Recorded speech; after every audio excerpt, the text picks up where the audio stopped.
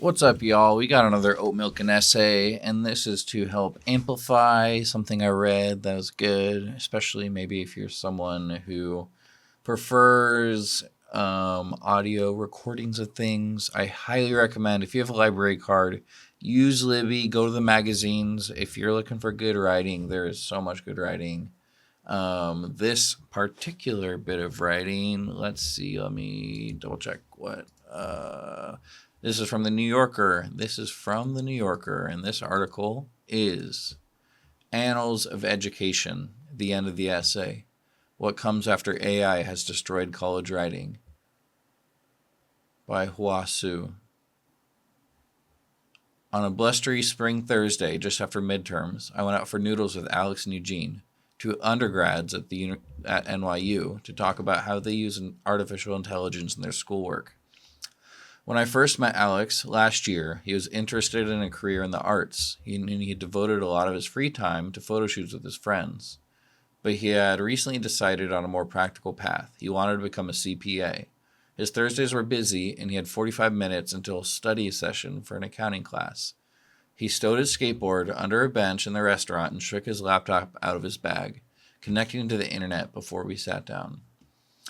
Alex has wavy hair and speaks with the chill, sing-song cadence of someone who has spent a lot of time in the Bay Area.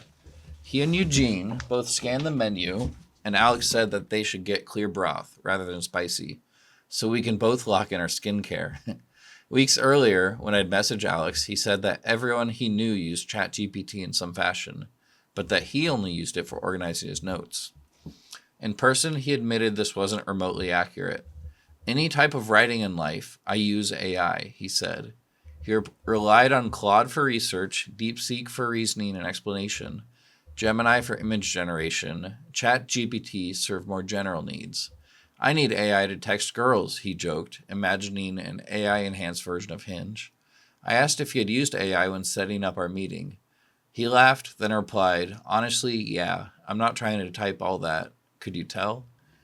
AI released ChatGPT on November 30th, 2022.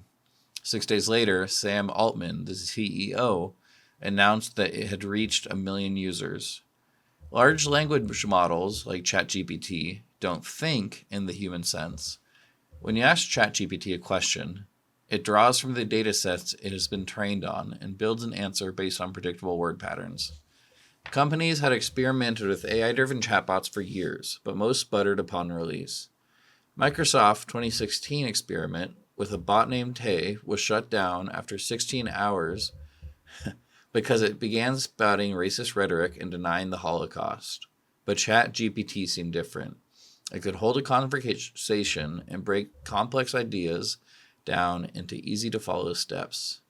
Within a month, Google's management, fearful that AI would have an impact on its search engine business, declared a code red. Among educators, an even greater panic arose. It was too deep in the school term to implement a coherent policy for what seemed like a homework killer. In seconds, ChatGPT could collect and summarize research and draft a full essay.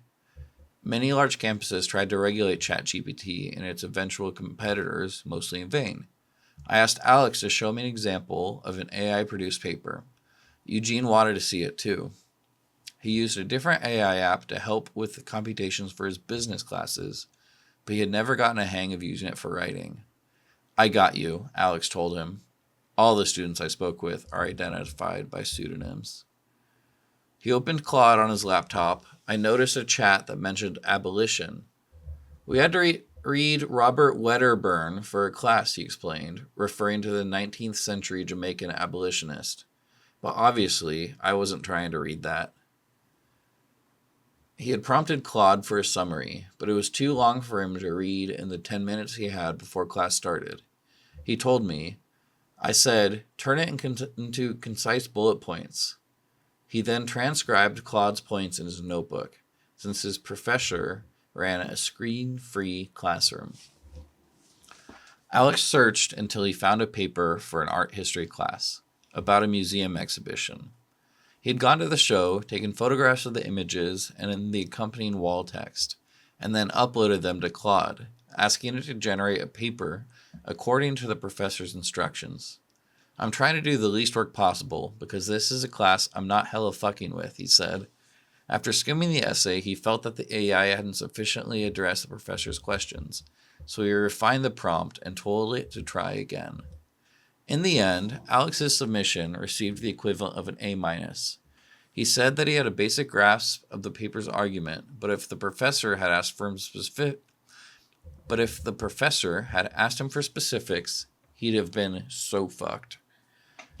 I read the paper over Alex's shoulder. It was a solid imitation of how an undergraduate might describe a set of images. If this had been 2007, I wouldn't have made such of its generic tone, or of the precise box-ticking quality of its critical observations. Eugene, serious and somewhat solemn, had been listening with bemusement. I would not cut and paste like he did, because I'm a lot more paranoid, he said. He's a couple years younger than Alex and was in high school when ChatGPT was released. At the time, he experimented with AI for essays, but noticed that it made easily noticed errors. This passed the AI detector? He asked Alex. When ChatGPT launched, instructors adopted various measures to ensure that their students' work was their own. These included requiring them to share timestamped version histories of their Google documents, and designing written assignments that had to be completed in person, over multiple sessions. But most detective work occurs after submission. Services like GPT-0, CopyLeaks, and Originality.ai analyze the structure and syntax of a piece of writing and assess the likelihood that it was produced by a machine. Alex said that his art history professor was hella old and therefore didn't know about such programs. We fed the paper into a few different AI detection websites. One said there was a 28% chance the paper was AI generated. Another put the odds at 61%. That's better than I expected, Eugene said.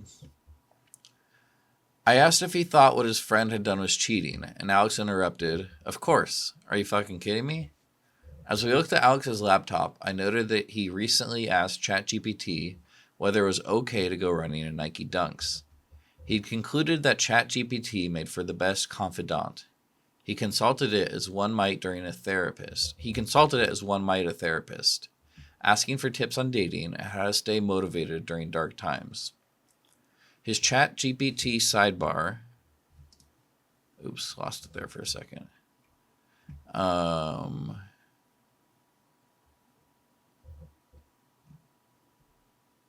Here we go. His ChatGPT sidebar was an index of the highs and lows of being a young person. He admitted to me and Eugene that he'd used ChatGPT to draft his application to NYU. Our lunch might never have happened had it not been for AI. I guess it's really dishonest, but fuck it, I'm here. It's cheating, but I don't think it's like cheating, Eugene said. He saw Alex's art history essay as a victimless crime. He was just fulfilling requirements, not training to become a literary scholar. Alex had to rush off to a study session. I told Eugene that our conversation had made me wonder about my function as a professor. He asked if I taught English, and I nodded. Okay, he said and laughed. So you're like majorly affected. I teach at a small liberal arts college, and I often joke that a student is more likely to hand in a big paper a year late, as recently happened, than to take a dishonorable shortcut. My classes are small and intimate, driven by processes and pedagogical modes, like letting awkward silences linger, that are difficult to scale. As a result, I have always had a vague sense that my students are learning something, even when it is hard to quantify.